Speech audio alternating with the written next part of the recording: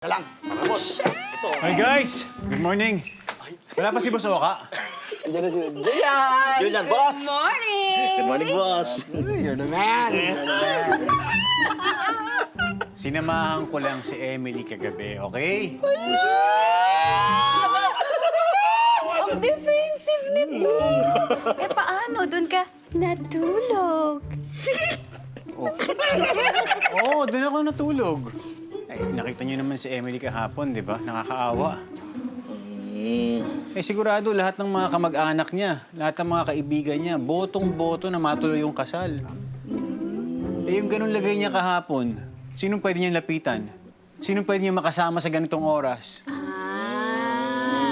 Di sana tinext mo si Liz na doon ka matutulog.